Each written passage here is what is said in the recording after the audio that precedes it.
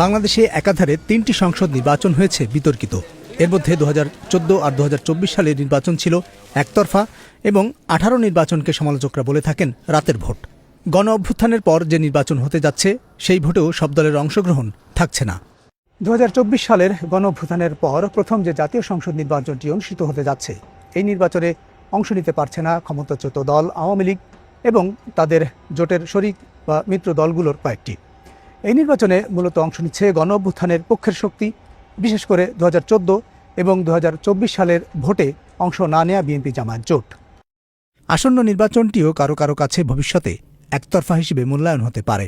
কিন্তু নির্বাচনে অংশ নেয়া প্রতিদ্বন্দ্বী দুই জোট নেতারা বলছেন, সর্বস্তরের ভোটার, বৈধ দল ও প্রার্থীদের অংশগ্রহণ নিশ্চিত করলেই হবে অন্তর্ভুক্তি এবং অংশগ্রহণমূলক নির্বাচন। অংশগ্রহণমূলক বলতে আমরা বুঝি ভোটারদের অংশগ্রহণ, পার্টিকুলার কোনো দলের নয়। নির্বাচনটা হয় একটা আইনের ভিত্তিতে।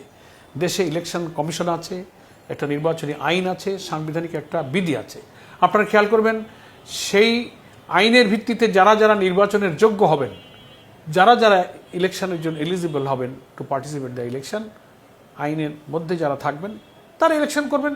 That is called participatory, that is called inclusive. নির্বাচনের যোগ্য লোকদেরকে নির্বাচন করতে না দিলেই সেটা হবে অংশগ্রহণহীন ইলেকশন।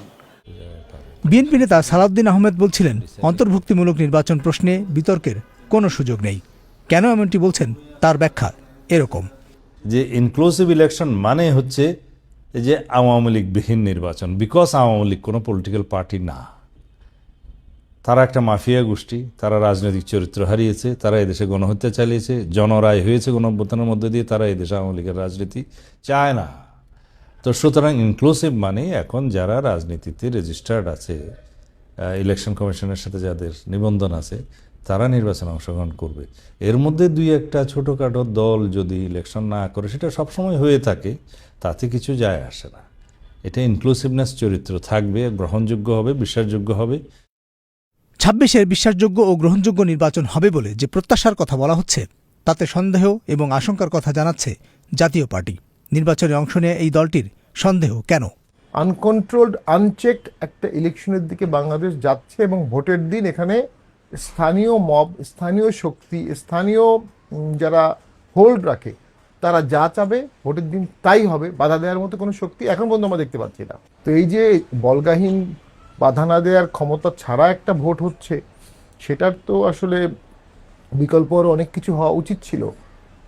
জাতীয় পার্টি জামাতের ব্যানের সময়ও প্রতিবাদ করেছিল, জাতীয় পার্টি আওয়ামী লীগ ব্যানের সময়ও প্রতিবাদ করেছিল। গণ অভ্যুত্থানের পরে ক্ষমতাচ্যুত দল আওয়ামী লীগের রাজনৈতিক কার্যক্রম নিষিদ্ধ হয়েছে এবং দলটির নিবন্ধনও বাতিল করেছে নির্বাচন কমিশন। ফলে আওয়ামী লীগের সমর্থক ভোটারদের পছন্দের প্রার্থী থাকছে না এবার নির্বাচনে। প্রকৃত অংশগ্রহণমূলক যেটাকে আমরা বুঝি, যে সকল রাজনৈতিক দল মত সবার অংশগ্রহণ, সেটা এবার আসলেও বাস্তবায়ন হচ্ছে না। এবং সামনে এটা হয়তো আরও পরের নির্বাচনে হলেও হতে পারে, যদি আওয়ামী লীগ তার বিষয়ে পুনর্বিবেচনা করে, পর্যালোচনা করে, বিচারগুলো যদি হয়ে যায়, তারপরে আওয়ামী লীগ একভাবে নিশ্চয়ই আসতে পারে। এখন ওই আংশিকভাবেই নির্বাচন করতে হবে এবং তারপরে নির্বাচন কতটা ঠিকঠাক মতো হয় সেটি এখন উদ্বেগের বিষয়। অতীতে নির্বাচনগুলোর বিশ্লেষণ থেকে এটি স্পষ্ট যে বাংলাদেশে বিএনপি এবং আওয়ামী লীগ এই বড় দুই দলেরই ভোটার সবচেয়ে বেশি। এই নির্বাচনে আওয়ামী লীগ কর্মী সমর্থকদের ভোটদানে বিরত থাকার আহ্বান জানাচ্ছে। ভোটার উপস্থিতিতে এর প্রভাব নিয়ে কি মূল্যায়ন হচ্ছে দলগুলোই? তো এই দেশের মানুষ এবং নতুন প্রজন্ম যারা নতুন ভোটার হয়েছে, যাদের বয়স 18 থেকে 30-35-এর মধ্যে, তারা স্বাধীনভাবে মুক্ত পরিবেশে ভোট দেওয়ার জন্য উন্মুখ হয়ে আছে, উদ্গ্রীব হয়ে আছে। এই ভোটারকে কেউ থামাতে পারবে না।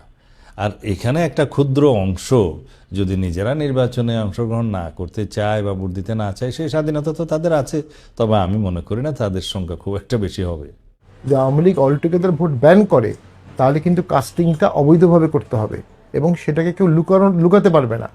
বাংলাদেশে 42,000 সেন্টারে ভোট হবে, সেখানে অবৈধ কাস্টিংগুলো একসময় ন্যাকেট হয়ে যাবে এবং ভোটটা তখন প্রশ্নবিদ্ধ হবে।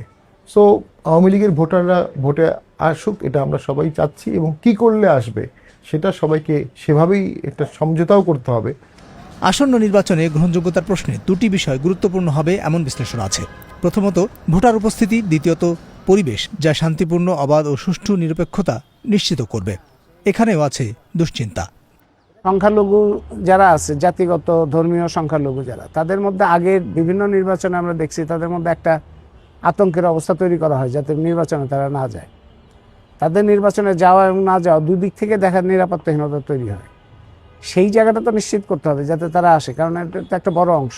এখন মাজার আক্রান্ত হচ্ছে, ওরস আক্রান্ত হচ্ছে, বাউলরা আক্রান্ত হচ্ছে, এদের সাথে তো বিশাল জনগোষ্ঠী।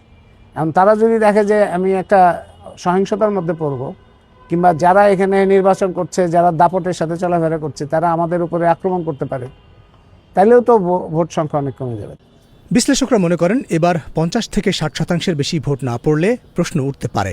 সার্বিকভাবে নিরাপত্তা আর অংশগ্রহণমূলক করাটাই হবে অভ্যুত্থানের পরবর্তী বাংলাদেশে প্রথম ভোটের বড় challenge. Abul Kalam Azad, BBC news, Bangla.